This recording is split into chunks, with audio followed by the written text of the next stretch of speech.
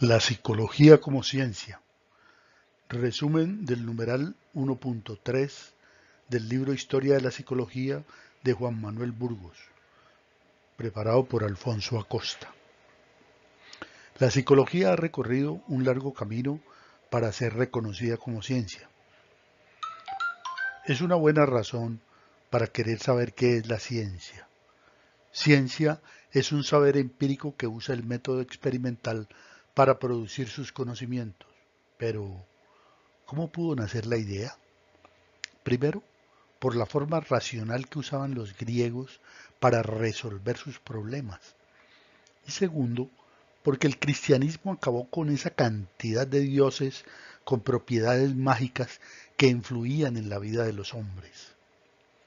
De haber permanecido así, hubiera sido imposible cualquier análisis científico. Todo era mágico. Después del cristianismo ya se pudo estudiar la naturaleza y los seres. Estos dos hechos crearon las condiciones necesarias, aunque no suficientes, para que surgiera la ciencia. En el siglo XVI se comienzan a aplicar las matemáticas para solucionar problemas con el método experimental. Las etapas del método científico son observación, hipótesis o teoría sobre algo observado, comprobación experimental y por último la confirmación o el rechazo de la teoría. Todo para establecer leyes universales deducidas con fórmulas matemáticas. Un ejemplo, Isaac Newton, 1643-1727, y sus leyes sobre la dinámica y la gravitación de los planetas. Otro ejemplo más reciente es la teoría del Big Bang, sobre la creación del universo. Sus creadores predijeron que, si su teoría era cierta, debería poder encontrarse en el espacio cierto tipo de radiación especial generada en aquella época. Años después, en 1962, Penzias y Wilson la descubrieron y con esto confirmaron la teoría. Por ese descubrimiento ganaron el premio Nobel. Al comienzo, el concepto era muy matemático, saberes objetivos, comprobables e independientes del hombre. Luego Popper y Kuhn, dos filósofos modernos, afirman cada uno desde su perspectiva que la ciencia es un hecho humano y que lo subjetivo influye sobre cada científico, que la ciencia no comienza con observaciones imparciales, sino eligiendo voluntariamente alguna de tantas opciones que existen. Lanza entonces su famosa teoría de la falsación. Un conocimiento solo puede considerarse científico cuando existen predicciones tales que, en caso de confirmarse, vayan en su contra. Un ejemplo elemental para entender el asunto. El sol sale siempre por el oriente en las mañanas. La sombra que proyecta el sol sobre un árbol en las mañanas estará al otro lado, es decir, al occidente. Pero, si algún día por la mañana la sombra llegare a estar al oriente, entonces la teoría sería falsa.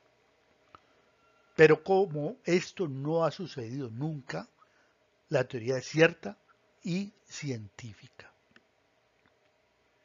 El filósofo T. S. Kuhn también afirma que los científicos no viven aislados construyendo ciencia, que viven en sociedad y debatiendo permanentemente con sus colegas, lo que influye sobre su manera de entender los problemas y hacer ciencia. Para explicar sus ideas, crea un concepto nuevo, el paradigma. Se trata de un punto de vista compartido por muchos científicos, un modo, una manera de entender y resolver los problemas. Su teoría se explica así. La ciencia pasa siempre por tres estados.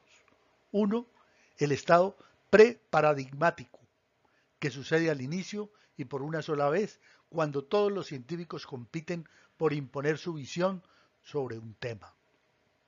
Dos, el estado paradigmático, donde se impone alguna de sus visiones, que se convierte en el nuevo paradigma.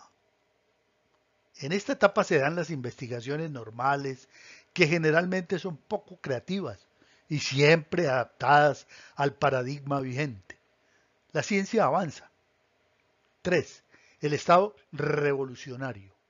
Aparecen problemas que no se pueden explicar dentro del paradigma actual. El malestar crece dentro de la comunidad científica hasta que cae el paradigma y se instaura uno nuevo. El proceso se repite así sucesivamente a lo largo del tiempo.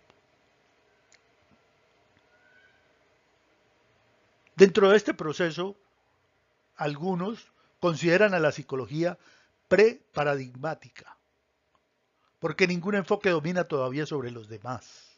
Otros la consideran multiparadigmática, porque existen varios paradigmas que no se disputan por ser los dominantes, simplemente conviven. Lo anterior se lo atribuyen a la complejidad del ser humano. No existe una sola perspectiva que explique toda la complejidad del ser. A la psicología le ha tocado muy duro para hacerse reconocer como ciencia. Debates con filósofos de la talla de Kant o Comte no son nada fácil. Pero veamos dos aspectos. Uno, no se la puede asociar exclusivamente a las matemáticas y a la física para ser catalogada de racional y objetiva. Porque incluso hasta estas dos ciencias tienen influencias de tipo subjetivo. Kurt Gödel, otro filósofo moderno, demostró que toda teoría matemática se basa en supuestos que no pueden ser demostrables. Ese es el teorema de la incompletitud, en 1930. El hombre es una realidad compleja que debe analizarse desde diferentes perspectivas, no solo con matemáticas y estadísticas. La psicología utiliza el método científico para algunos campos, como la neurociencia. En otros campos, utiliza el método analítico reflexivo, porque el análisis del ser humano siempre contiene algún grado de interpretación. La temperatura, por ejemplo, se puede medir, los umbrales de percepción también, pero la comprensión del concepto de libertad humana, por ejemplo, no. Depende mucho de la visión que de ella se tenga.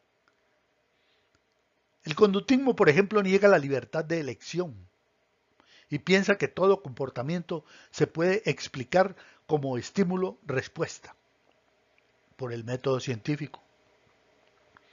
Igual lo hace el psicoanálisis cuando habla de las pulsiones inconscientes. La psicología humanista, en cambio, cree en la libertad y en lo trascendente del hombre, algo que no alcanzan a explicar las matemáticas. Notas finales. Las diferentes perspectivas dentro de la psicología hacen imposible, o al menos bastante difícil, un acuerdo entre las diferentes escuelas.